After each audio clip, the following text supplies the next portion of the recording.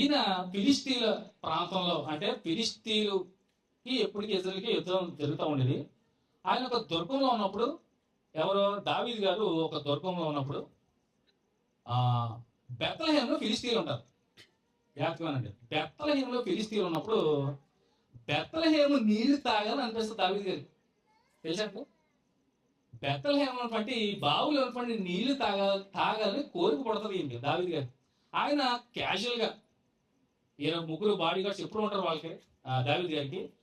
అబ్బా, ఆ బెత్లెహేంలో ఉన్నటువంటి వాటర్, ఆ బావులో ఉన్నటువంటి నీళ్లు తాగాలనిపిస్తుంది, తాగితే ఎంత సంతోషంగా ఉంటది అని అన్నప్పుడు, ఈ బాడీ గార్డ్స్ ఉంటారు ముగ్గురు, అదే పేరు చెప్పాను కదా మీకు, చెప్తాను 2 సమయాలు మీకు కనపడదు, ఇంటికి వెళ్ళి చదవండి.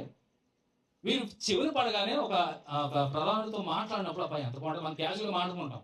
వీళ్ళు పక్క నుంచి విని ఏం చేస్తారో తెలుసండి, దావీదు గారి కోసం ఫిలిస్తీన్లు అంటే శత్రులు కాసు కూర్చుంటారు.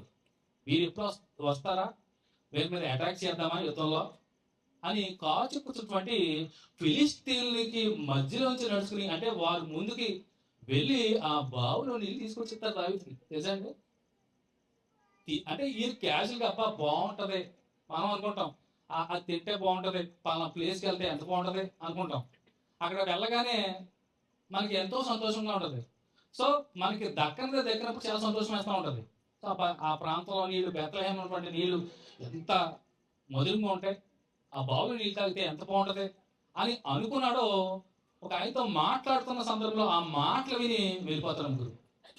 వెళ్ళిపోయి ఫిలిస్తీన్లు ఎదురుగా వారిని మరి ఓడించి అటాక్ చేసి ఆ నీళ్లు తీసుకొచ్చి ఇస్తారని. నిజంగా దావీదు గారికి ఇచ్చినప్పుడు దావీదు గారి హృదయం అసలు ఏంటి అసలు, ఆ, నా కోసమా, నా కోసం మీరా తీసుకొచ్చింది, మీ ప్రాణాలకు తెగించా ఎదురెళ్ళి ఆ నీళ్లు తీసుకొచ్చి ఇచ్చారు నాకు.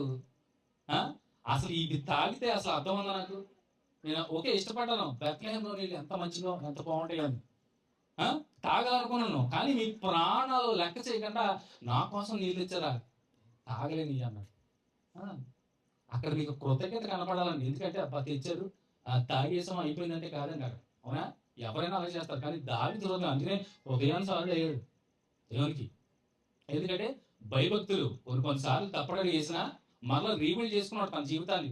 తెలుసా అండి? తన జీవితాన్ని రీబిల్డ్ చేసుకున్నాడు, పునర్నిర్మాణం చేసుకున్నాడు దావీదు. అందుకంత గొప్పగా హృదయాన్సారుడు అయ్యాడు. నిజంగా ప్రతి క్రైస్తవ విశ్వాసి కూడా అలా ఉండాలని నిజంగా అద్భుతంగా ఉంటుంది. సో ఎప్పుడైతే నీళ్లు తీసుకొచ్చి ఇచ్చారో అప్పుడు వెంటనే దావీదు హృదయం నిజంగా